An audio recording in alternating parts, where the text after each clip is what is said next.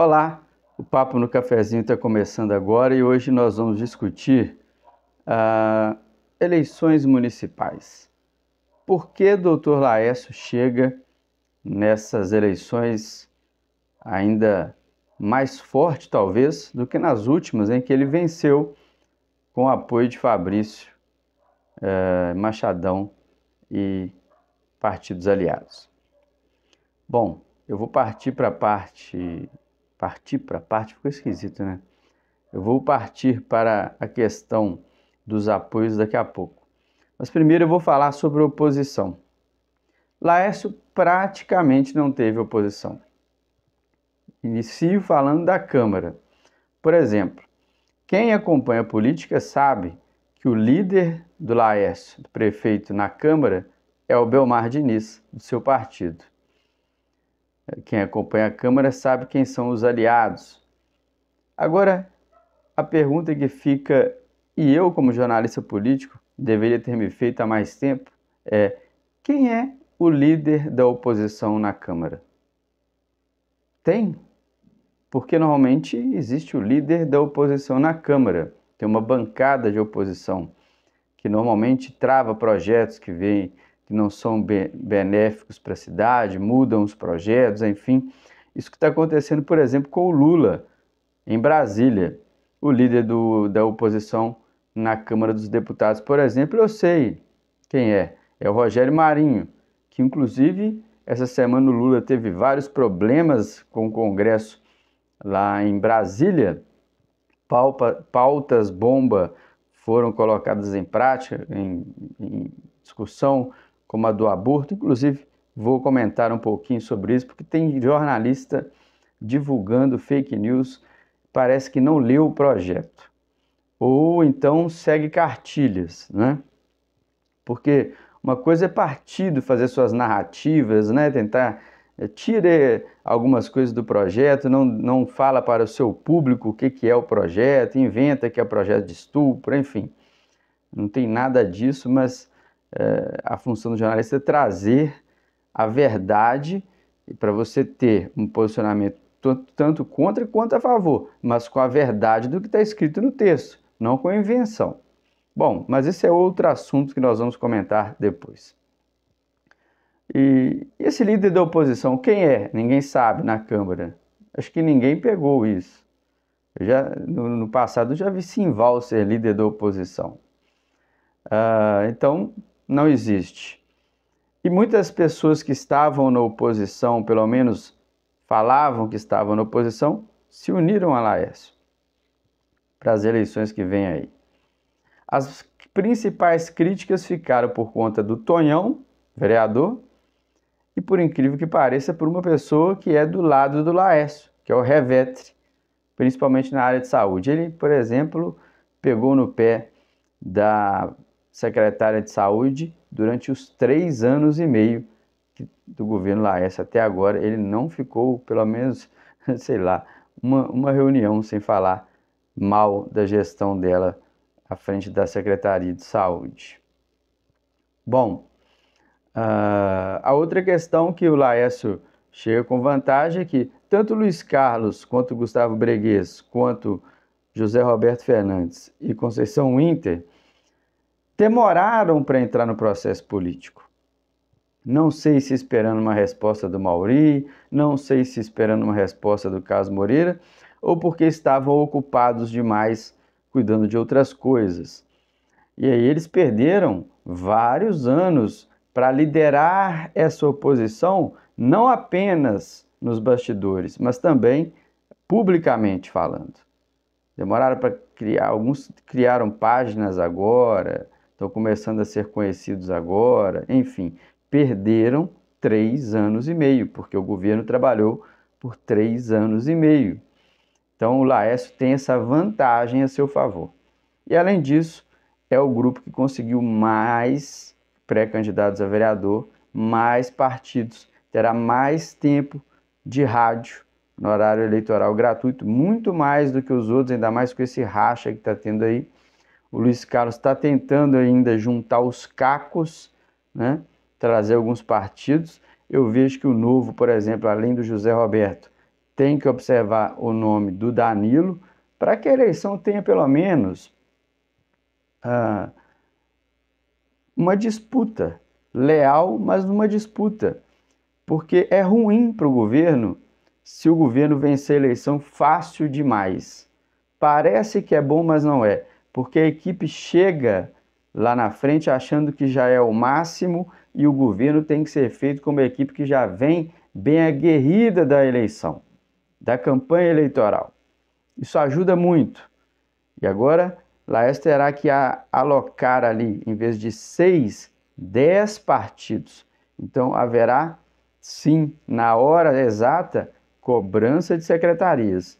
E a gente não sabe como estará a finança, estarão as finanças do município no futuro. Tomara que melhor do que hoje. Mas se não estiver, é um problema que o Laércio terá.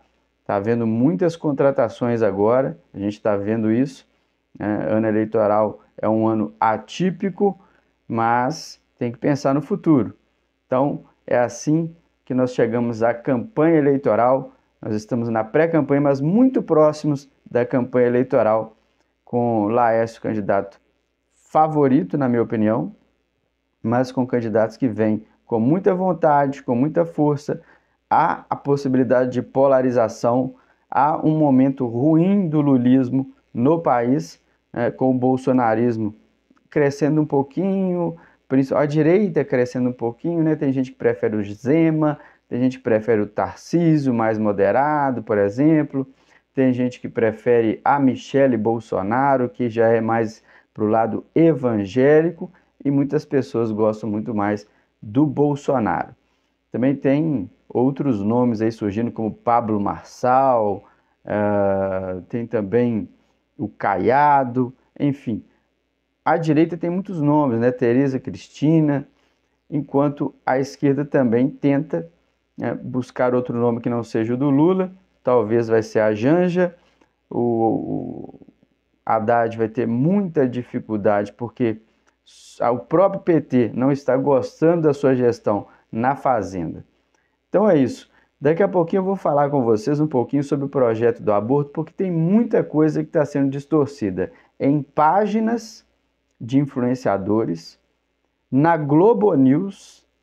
Olha só, uma emissora importantíssima está trazendo fake news, né? Para que você possa entender o projeto e aí, independente do que você pensa, pelo menos saber o que o texto diz, porque às vezes você não lê o texto. E às vezes muitos jornalistas leram e fingem que não leram, ou não leram e compram narrativas. Como escreveu um jornalista da cidade, políticos precisam de narrativas. Agora, jornalistas precisam entender os textos, estudar os textos antes de dar opinião. Você vai lá falar sobre um assunto que você nem leu a respeito, isso aí é jogar sujo com seu leitor, seu telespectador, o internauta, enfim, seja quem for. Outra questão é a comparação. Olha, se você pegar o governo da Simone Moreira, por exemplo, houveram erros deixaram a população muito chateada. Como, por exemplo, obras inacabadas. Começava a obra, não conseguiu prazo para terminar, não sei se faltava dinheiro por causa da pandemia, o que foi. Outra questão, o trânsito, que foi feito no Cabritinho, foi uma obra sem engenharia, tinha um projeto na CDL perfeito para fazer o certo, mas não, negligenciaram, e isso é obra de 2 pessoas. Sentou o presidente, o diretor do CETRAN, à época, que é o Breno, pessoa que eu gosto pra caramba, e o ex-prefeito Carlos Moreira, e eles mesmos desenharam da cabeça deles como deveria ser o trânsito, principalmente o Carlos Moreira. Então isso tudo queimou o governo. Gastaram dinheiro demais da Covid com o tal do teste. Para que você precisa fazer teste, tanto teste, o tempo inteiro?